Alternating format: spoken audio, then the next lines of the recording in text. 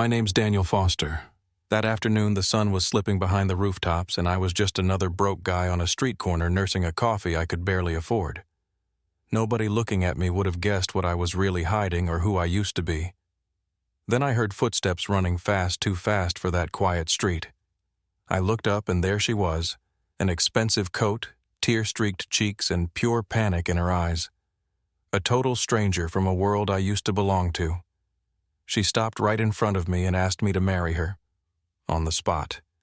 Given everything I was dealing with in my life right then, I reluctantly said yes.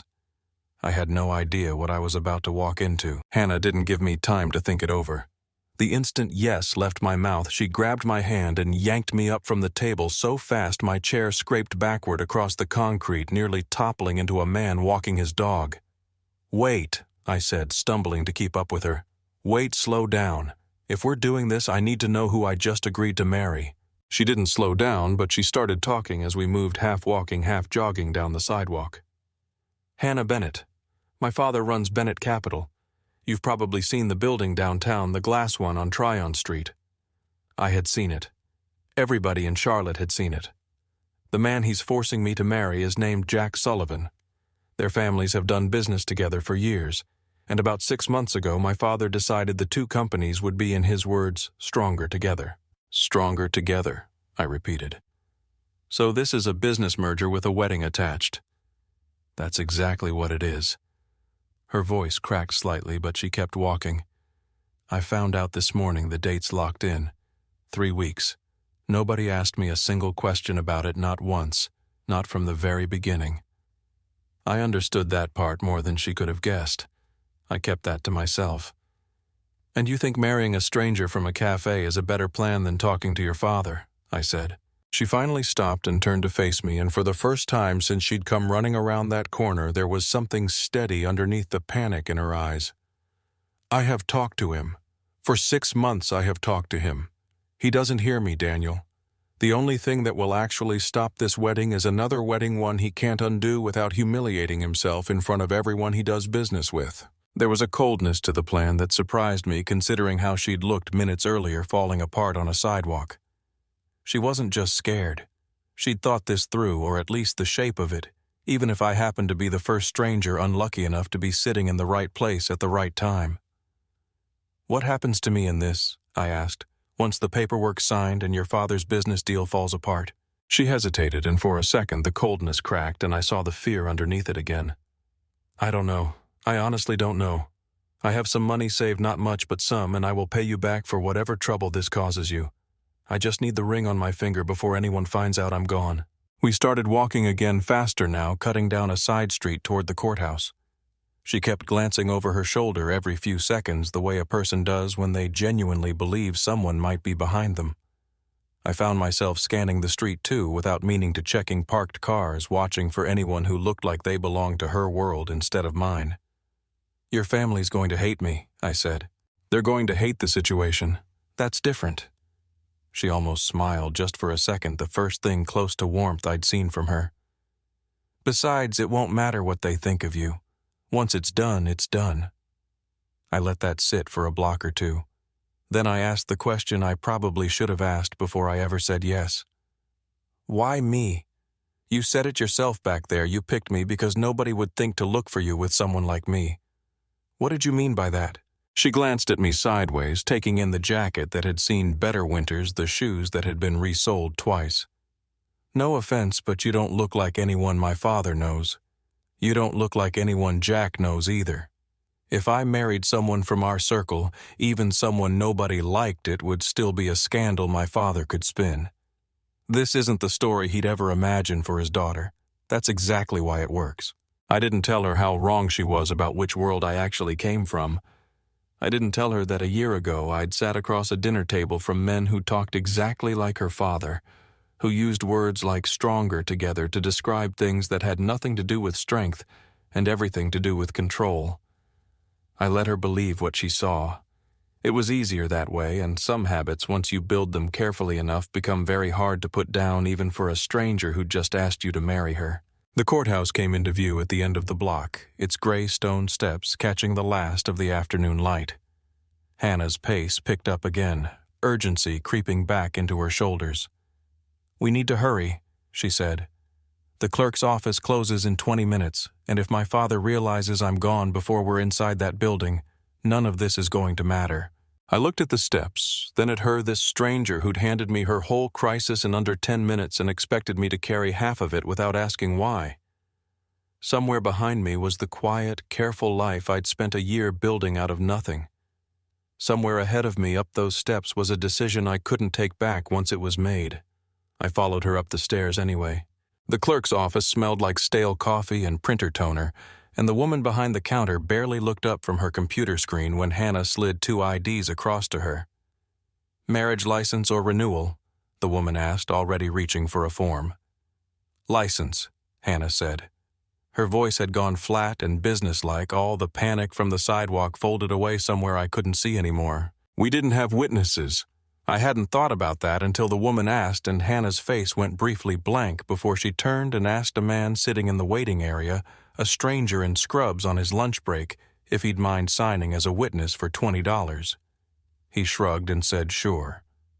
The second witness turned out to be the security guard by the door who signed his name without asking a single question, like he'd done this exact thing 100 times before, for 100 other strangers in 100 other kinds of trouble. There was no music, no flowers, no one who actually knew either of us. Just a bored clerk reading the same lines she probably read 15 times a day, and 2 people standing close enough to touch, but not quite touching, repeating words that were about to change both our lives whether we meant them or not. When it came time to sign, my hand hovered over the paper for a second longer than it should have. Hannah noticed. She didn't say anything, but something in her eyes sharpened, like she was recalculating whether I was about to change my mind. I signed. She signed right after me, her signature quick, and practiced the kind of handwriting that came from years of expensive schools. The clerk stamped something, slid a copy across the counter, and told us to have a nice day in the same tone she probably used for parking permits. Just like that, we were married. Outside on the courthouse steps, Hannah let out a breath like she'd been holding it since the moment she signed her name.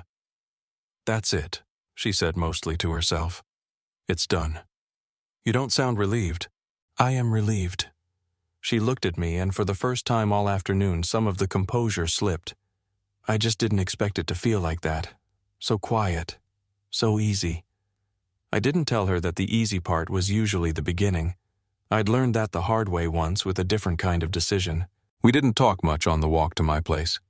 She kept glancing at storefronts and street corners like she was trying to memorize the route back to a life she still half expected to return to by dinner. When we turned onto my block, I watched her face, carefully waiting for it. It came the second she saw the building. A 3-story walk-up with peeling paint and a stairwell that always smelled faintly of somebody else's cooking. Her steps slowed. She didn't say anything, but her eyes moved over the cracked front steps, the mailbox hanging loose on one hinge, and I felt something in my chest tighten in a way I didn't like. "This is it," I said before she could ask. "Okay," she said too quickly, the way people say okay when it very much isn't. My room was 1 room plus a bathroom the size of a closet. A bed, a small table, 2 chairs that didn't match, and a window that looked out over a narrow alley instead of a skyline. Hannah stood just inside the door for a long moment, taking it in, and I watched her decide visibly not to say what she was thinking. "I'll take the floor," I said. "You take the bed." "I'm not taking your bed."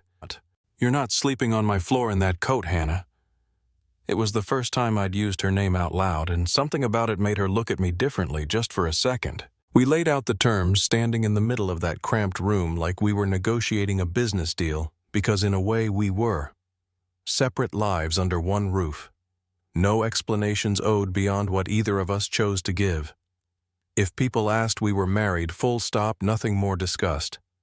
She agreed to all of it fast, almost too fast, like she needed the boundaries drawn clearly before she let herself feel anything about the day at all. Night came on slow and quiet.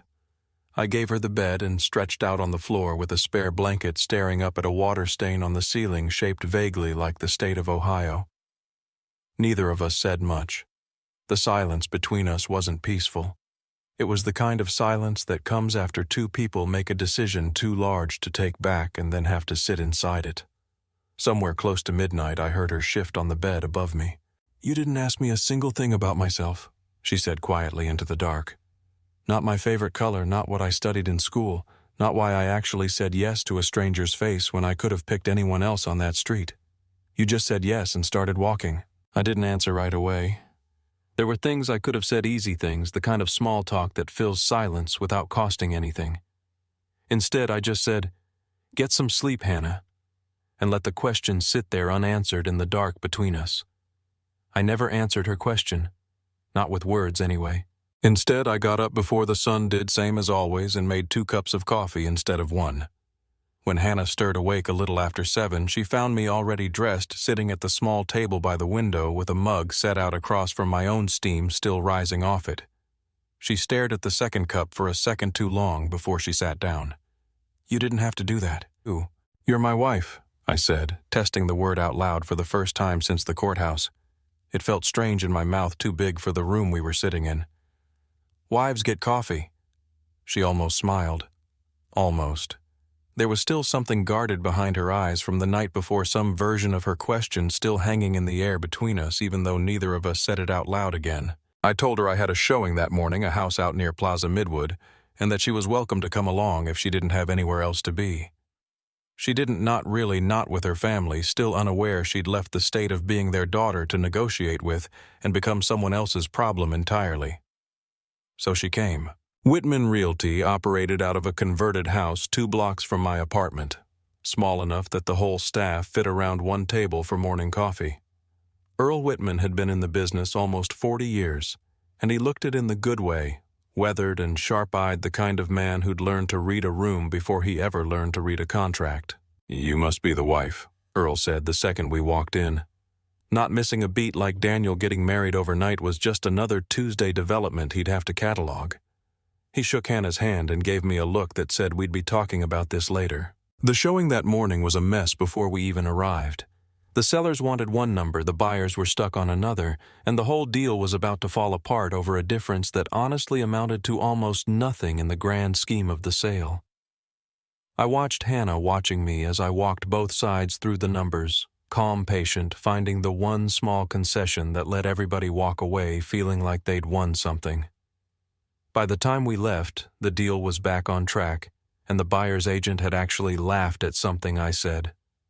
The tension completely drained out of the room. Back at the office, Earl pulled me aside while Hannah waited near the front, flipping through a folder of listings she clearly had zero interest in. "That was clean work in there," Earl said low enough that only I could hear. "The way you talked that buyer down without making him feel talked down to. Not something you learn overnight, Daniel. Not something most people learn at all, honestly." 10 years of practice, I said, which wasn't exactly a lie. Earl studied me a beat longer than I liked. "Practice doing what exactly?" I didn't answer that one either. I'd gotten good at not answering things. When we walked back to my place a little before noon, Hannah didn't say anything for the first 2 blocks. Then out of nowhere, she stopped walking entirely. "You just talked 2 grown men into a deal they both thought they'd lost," she said. "You did it in under 20 minutes without breaking a sweat like you've done it 1,000 times before." "I have done it 1,000 times before." "That's exactly my point." She crossed her arms, and there was something sharper in her voice now, less curiosity, more suspicion. "Daniel, you're clearly good at this. Really good. So how does someone with a mind like that end up in a 1-room apartment with a mailbox hanging off one hinge?" I felt the question land somewhere I didn't want it to. There were about a dozen honest answers I could have given her, and every single one of them would have opened a door I wasn't ready to walk through, not with someone I'd known for less than 24 hours. "Bad luck," I said instead. "Bad timing. Long story." "That's not an answer. It's the only one I've got today." She looked at me like she knew exactly what I was doing, and for a second I thought she might push harder. Instead, her phone buzzed in her coat pocket, sharp and insistent, cutting through whatever she'd been about to say. She pulled it out, glanced at the screen, and went completely still. "It's my mother," she said quietly. She answered it, and I watched her face change in real time, the color draining out of it word by word. I could hear the tinny edge of her mother's voice through the speaker fast, urgent nothing like the composed tone I imagined a woman like Diane Bennett normally used. "Hannah, you need to come home right now," her mother said. "There's something you need to see, something important." Hannah's eyes lifted to meet mine, and whatever question she'd been about to ask me a minute earlier disappeared, completely replaced by something closer to fear. "We're on our way," she said, and hung up before her mother could say another word. Bennett Capital lived up to its skyline reputation even at home.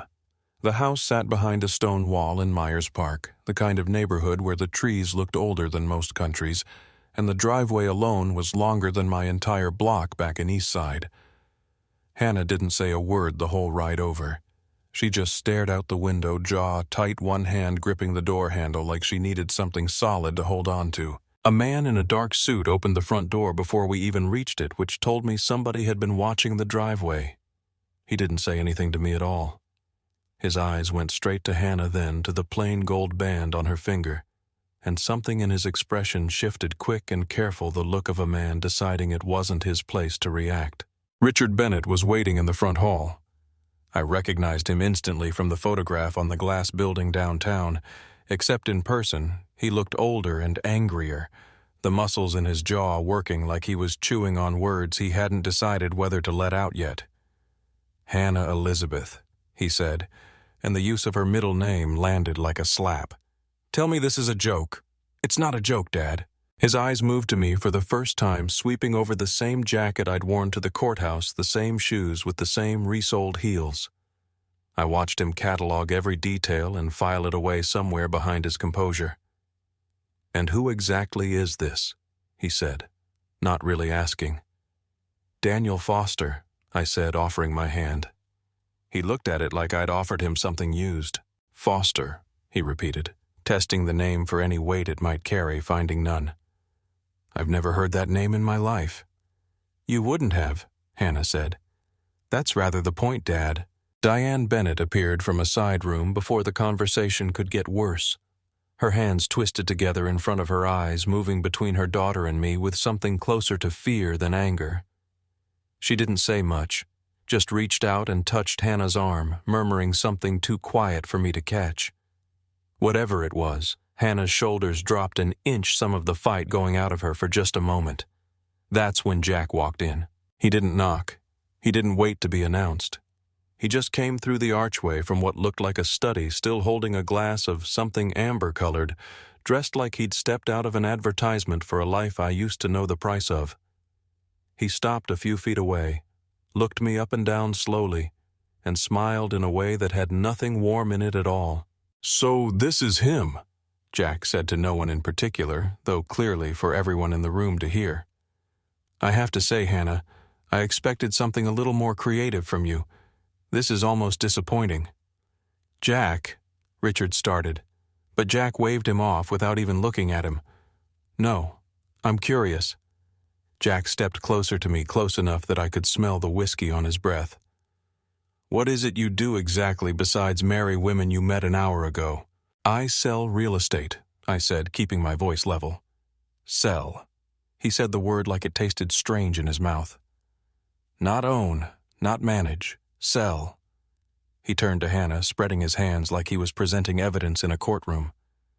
"Hannah, be honest with me, with all of us, actually. What exactly do you think a man like this can provide for you? Because from where I'm standing, it looks like he traded a marriage license for a rent check he clearly needed." I felt the words land somewhere I didn't let show on my face. A year of practice had taught me how to take a hit like that without flinching, and I used every bit of it now, standing perfectly still, while a man who'd never worked a single day for anything in his life told me exactly what he thought I was worth.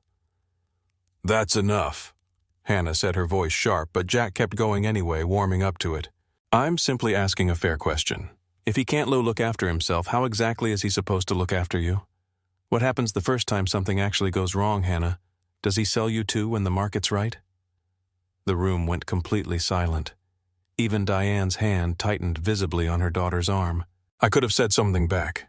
I had plenty. I could have said things about where I actually came from, things that would have wiped that smile off his face in about 4 seconds flat.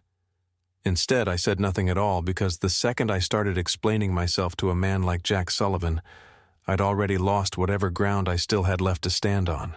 Richard finally found his voice again, and it came out cold, final, aimed entirely at his daughter. "This ends today. I don't care what paper you signed this morning, Hannah. I will have it undone by the end of the week, and you will marry Jack as planned, and this entire incident will simply never be discussed again." "No," Hannah said. "Excuse me." I said no. She stepped forward, putting herself slightly in front of me, her voice shaking but not breaking. "I am not undoing anything, and I am not marrying Jack. Not this week, not ever. You don't get to decide this for me.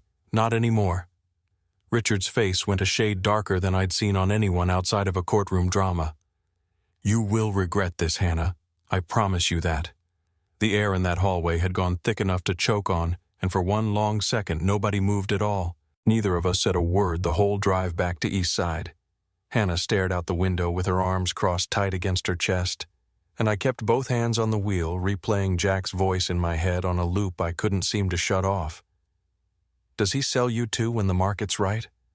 I'd taken worse hits than that over the years, but something about hearing it in front of her family in front of her had gotten under my skin in a way I wasn't prepared for. We climbed the stairs to my apartment in silence. I unlocked the door, and Hannah walked straight past me and sat down on the edge of the bed, still wearing her coat, staring at nothing. "I'm sorry," she said finally, "about all of it. My father, Jack, the things he said to you. You don't need to apologize for him." "I know I don't need to. I'm doing it anyway." She looked up at me, and her eyes were wet, though she was fighting hard not to let it show. "He had no right to talk to you like that." I sat down in the chair across from her elbows on my knees, and for a second I just let myself feel it, the whole ugly weight of the afternoon. He wasn't wrong, though. Not about all of it. I don't have what he has. I never will. "That's not what he was wrong about." Hannah's voice sharpened steadier than I expected. "He was wrong about what that means. He thinks what a person's worth can be measured by a bank statement. I stopped believing that a long time before I met you, Daniel, and today just proved I was right not to." I didn't answer right away. Outside, the sound of the street drifted up through the thin window glass.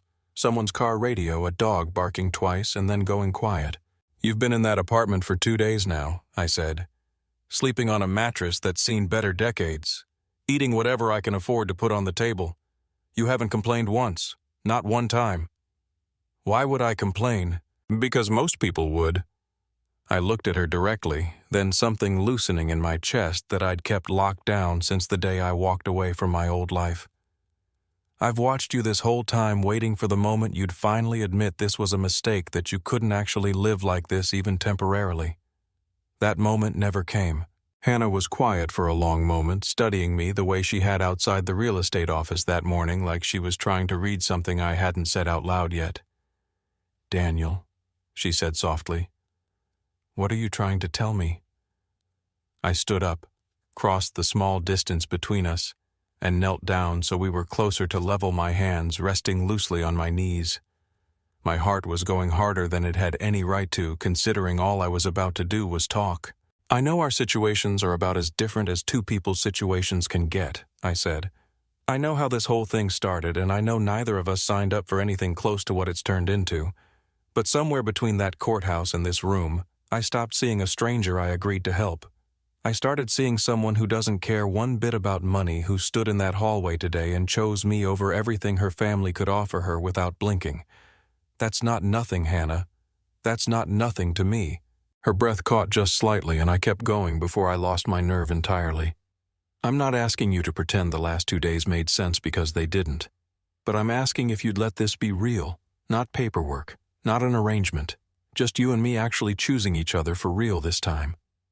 I paused. "Would you want that with me?" For a moment she didn't say anything at all. Her eyes searched mine back and forth like she was checking for some crack in what I'd just said, some sign that it wasn't as honest as it sounded. She didn't find one because there wasn't one to find. She nodded slow at first, and then with more certainty, and something in her whole body seemed to unclench at once. "Yes," she whispered. "I want that." I don't remember which one of us moved first. I only remember the space between us, closing, her hand coming up to rest against my jaw, and then her mouth on mine, soft and warm, and Nothing at all like the brief, practiced kiss we'd exchanged in front of a bored courthouse clerk 2 days earlier. This one had nothing to do with paperwork. This one belonged only to us in a cramped apartment with peeling paint and a window looking out over an alley lit by nothing but a cheap lamp and the last of the evening light. When we finally broke apart, she rested her forehead against mine, breathing unsteady, a small laugh escaping her that sounded like relief and disbelief tangled together. "This is insane," she said. 3 days ago, I didn't know your last name. 3 days ago, I didn't know I'd be standing here wanting to. I woke the next morning with her curled against my side, her hair spread across the pillow, one hand resting on my chest like she'd fallen asleep mid-sentence and simply stayed there. For a long moment, I didn't move at all. I just lay there in the pale morning light, listening to her breathe, wondering how something that had started as a stranger's desperate request on a sidewalk had somehow turned into the first morning in a year that I hadn't woken up feeling completely alone. 2 weeks passed before the next real disruption came, though disruption isn't quite the right word for how quiet those 2 weeks actually were. Hannah started picking up shifts at a bakery 3 blocks from the apartment, insisting she wasn't going to sit around doing nothing while her father tried to freeze her out of every account she'd ever touched. I kept closing deals, small ones, mostly the kind that paid the rent and not much else. We were building something out of almost nothing, and for the first time in longer than I wanted to admit, almost nothing felt like enough. Then Malin Cross walked into Whitman Realty on a Thursday morning, and the quiet stretch of my life came to an end. He had the kind of smile that showed up before he did warm and immediate, the kind that made you feel like you were already old friends before he'd said a single word.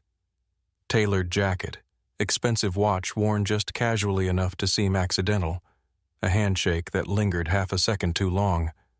He introduced himself as an independent investor looking to move fast on a parcel of undeveloped land out past the Interstate 40 acres zoned for future commercial growth, and he wanted Whitman Realty to broker the deal. "I did my research," Malin said, settling into the chair across from my desk like he'd sat in it 100 times before. "Your name kept coming up.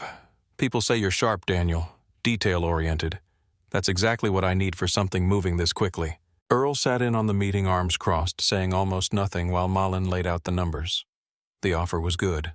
Better than good, actually high enough above market that it made the back of my neck prickle a little, though I told myself that was just years of caution talking. Malin explained it away easily enough, some story about a development group racing a competitor for the same stretch of land, needing the deal closed within the week to beat them to it. "There's a bonus in it for you," Malin added, sliding a second sheet across the desk, "if we close by Friday. A commission structure most brokers only see once in their whole career." I looked at the number. It was enough to change things. Enough to move Hannah and me somewhere with more than one room.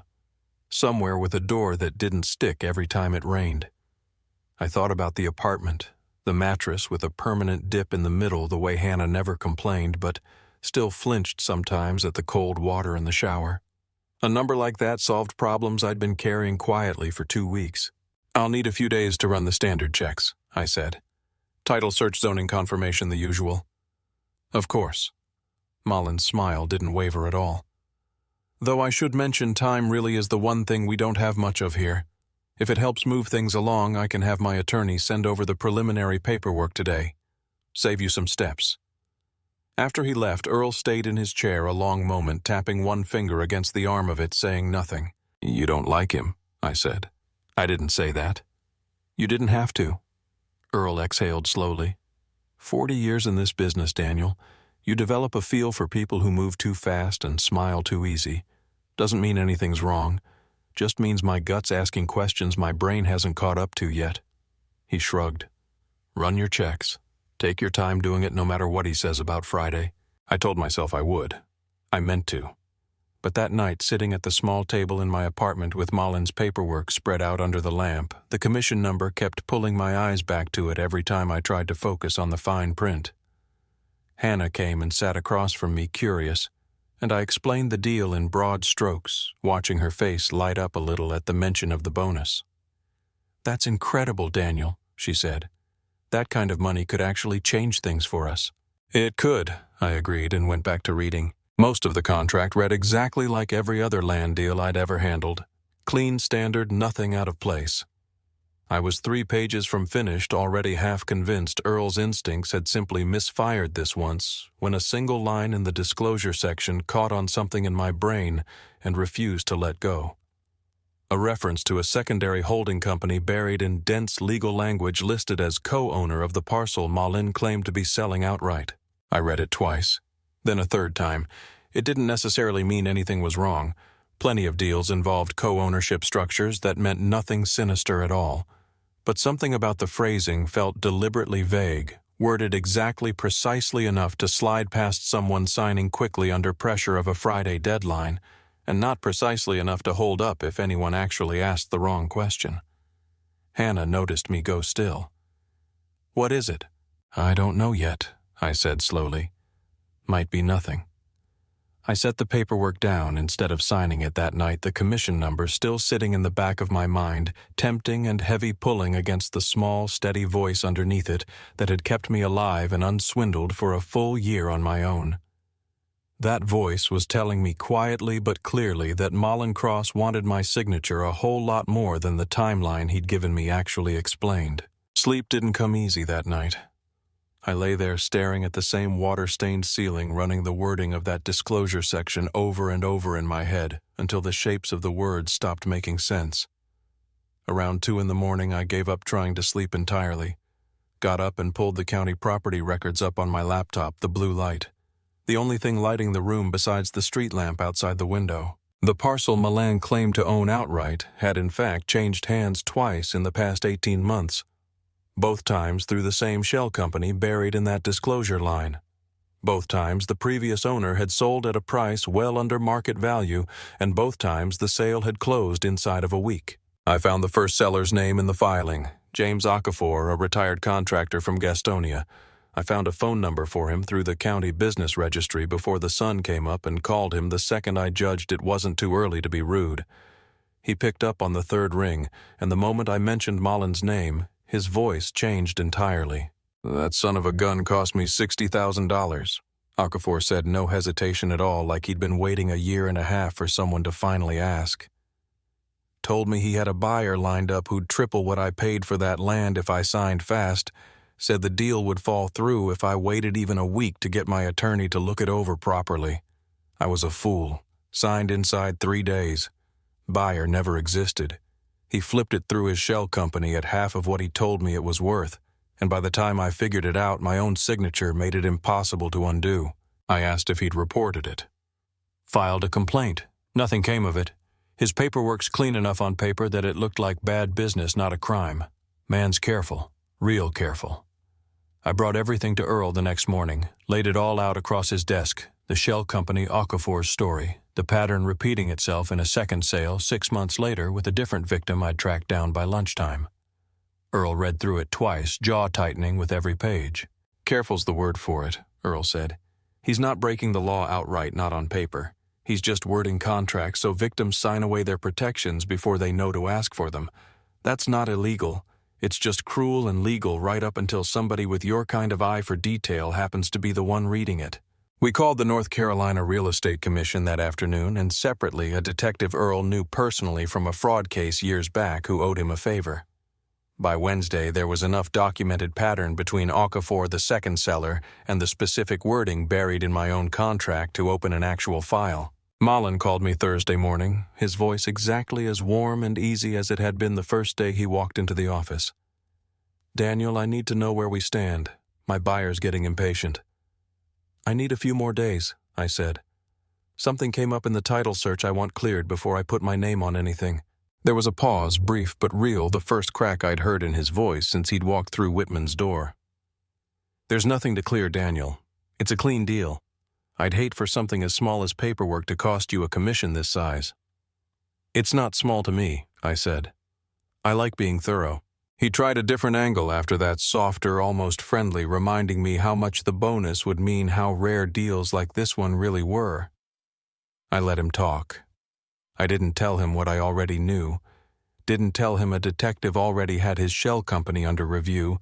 Didn't tell him Earl and I had spent 2 straight days building a case out of nothing but public records and one honest phone call from a man in Gastonia who'd been waiting a year and a half to be believed. The meeting happened 2 days later, set up at Whitman's office under the pretense of finalizing paperwork. Malin walked in with the same easy smile, the same expensive watch, completely unaware that a detective was parked half a block away waiting on a signal from Earl. I laid the documents out on the table between us one at a time. Okafor's sale, the second victim's sale, the identical wording buried in the identical section timed against identical rushed deadlines. Malin's smile held for almost the entire time I was talking. Almost. "This is a misunderstanding," he said once I'd finished, though his voice had lost every bit of its earlier warmth. "Business moves fast sometimes. That's not fraud, that's just how deals work." "Then you won't mind explaining the wording to the detective outside," I said. The color drained out of his face fast enough that I almost felt something close to pity until I remembered James Okafor's voice on the phone, $60,000 lighter, and still furious about it a year and a half later. Malin didn't run. There wasn't really anywhere to run to.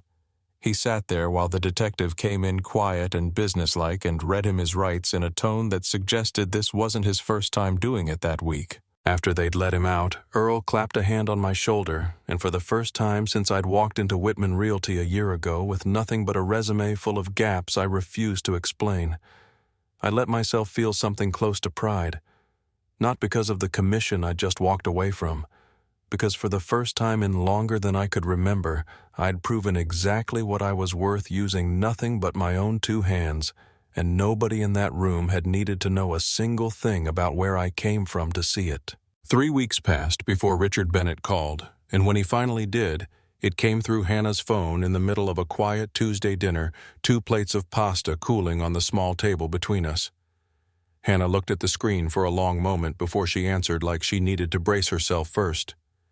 "Dad," she said, her voice careful.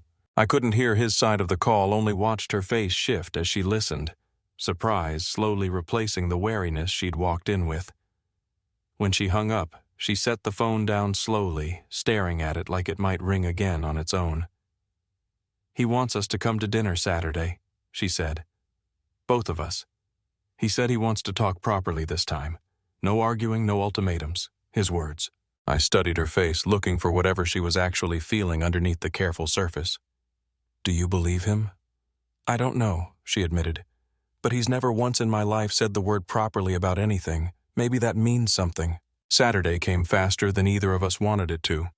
The Bennett house looked different in early evening light, softer somehow, the stone walls catching the last gold of the sun instead of the harsh midday glare from our first visit.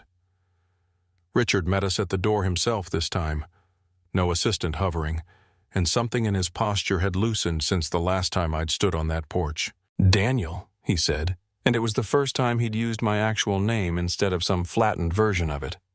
"Thank you for coming." Dinner started civil enough. Diane asked polite questions about the wedding, about my work, careful questions that never quite touched anything real, but at least tried to build a bridge where there hadn't been one before. Richard talked about the market, about a deal Whitman Realty had apparently handled well enough that his own people had noticed. For the length of an appetizer course, I let myself believe this might actually go somewhere good. Then Jack walked in. Nobody had invited him. That much was obvious from the way Richard's fork paused halfway to his mouth, the way Diane's whole body went stiff in her chair. Jack strolled in like he owned the dining room, already holding a drink he'd clearly poured himself somewhere else in the house, and settled into the empty chair at the end of the table without asking anyone's permission. "Sorry I'm late," Jack said, though nothing in his tone suggested he was sorry at all. "Wouldn't want to miss the big reconciliation dinner." "Jack, this isn't the time," Richard said, low and tight. "No, it's exactly the time." Jack's eyes moved to me, that same cold smile from 3 weeks earlier sliding back into place like it had never left. "I'm curious how the real estate business is treating our friend here. Made any more brilliant deals lately, Daniel? Or was that whole marriage stunt the biggest transaction you've closed all year?" Hannah's fork hit her plate with a sharp clatter. "Jack, get out." "I'm simply making conversation." He leaned back in his chair, entirely too comfortable for a man nobody had invited.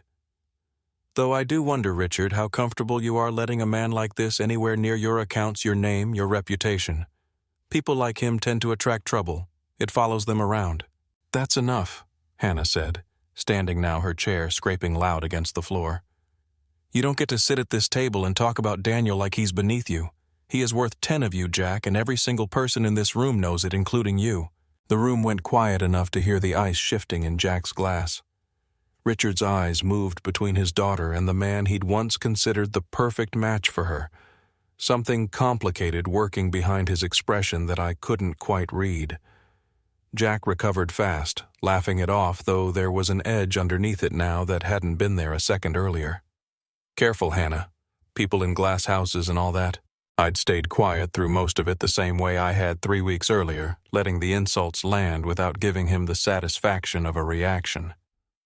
But something about the phrase glass houses caught on a thread in my memory, a small detail I'd noticed weeks ago, and filed away without thinking much of it back when I'd first started paying closer attention to Sullivan Group's public filings out of nothing but professional curiosity. I set down my own fork, deliberately calm. "Speaking of glass houses, Jack, how's the refinancing going on the Sullivan Group's downtown property? I heard the second mortgage got a little more complicated than expected last quarter." The table went completely silent. Jack's easy smile flickered just once, just barely. But I caught it, and so did Richard, whose eyes had sharpened considerably in the last 3 seconds. "I don't know what you're talking about," Jack said too quickly, too carefully. "No." I kept my voice level, almost pleasant. "My mistake, then. Must have been a different Sullivan Group carrying that kind of debt load." Jack stood up so fast his chair nearly tipped backward, his face gone pale in a way that had nothing to do with anger and everything to do with something closer to fear. "This conversation is finished," he said, already moving toward the door. Richard watched him go, then turned back to me slowly. Something new and considering in his expression, like he was looking at me for the very first time since I'd walked into his life. "What exactly," Richard said quietly, "do you know about Jack Sullivan's finances?" "I know because I looked," I said. "The same way I look at every public filing before I put my name near a deal.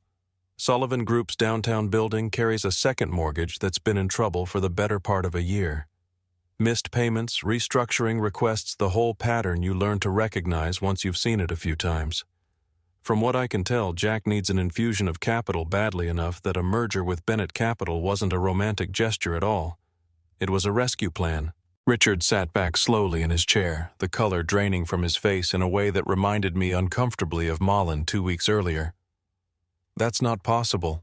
The Sullivans have been solvent for 3 generations. 3 generations doesn't protect anyone from 1 bad decade," I said. "I'm not guessing, Richard. It's all public record if you know where to look and what you're looking at." Diane's hand had gone still against the tablecloth. Hannah watched her father with something between vindication and worry, the same worry I imagined she'd carried for months without anyone believing her instincts about Jack were worth listening to. Richard didn't ask me anything else. He pulled out his phone right there at the table, dialing a number from memory, his voice tight and controlled in the way of a man who needed facts before he allowed himself to feel anything about them. "Marcus, it's Richard. I need you to pull whatever you can find on Sullivan Group's downtown mortgage tonight, and I need to know who's holding the note." He waited jaw-working while whoever was on the other end searched. Then his expression shifted and he said a name out loud that turned my whole body to stone. "Foster Enterprises holds it. Robert Foster personally negotiated the terms." I don't know how long I sat there without breathing. Hannah noticed first, her hand finding mine under the table, her eyes searching my face for whatever had just happened to it. Richard hung up a minute later, still shaking his head, slightly unaware he'd just said the 2 words that used to be my entire life. "Robert Foster holds the paper on that building," he said. "If Jack's family defaults, Foster Enterprises takes the property outright. That would explain everything. The rushed engagement, the pressure on you to sign quickly, all of it." "Robert Foster," Hannah repeated slowly, watching me now with real confusion. "Daniel, why does that name make you look like you've seen a ghost?" I opened my mouth to answer, and that's when the doorbell rang. Richard frowned, glancing at the clock, clearly not expecting anyone. Diane rose to answer it, and I heard voices in the front hall a moment later, one of them low and familiar in a way that reached somewhere in my chest I'd kept locked for exactly 1 year. "Richard, I apologize for the hour," the voice said closer now. I heard you'd been asking about the Sullivan account, and given the timing, I thought it best we speak directly rather than through assistants." Robert Foster walked into that dining room looking exactly the way I remembered him, gray at the temples, dressed like he'd come straight from an office he never really left, Eleanor a step behind him in a coat she'd clearly thrown on in a hurry. He stopped mid-sentence the moment his eyes found me sitting at that table. The room went completely silent. "Daniel," he said, and the word came out cracked, nothing at all like the composed voice that had walked through the door seconds earlier.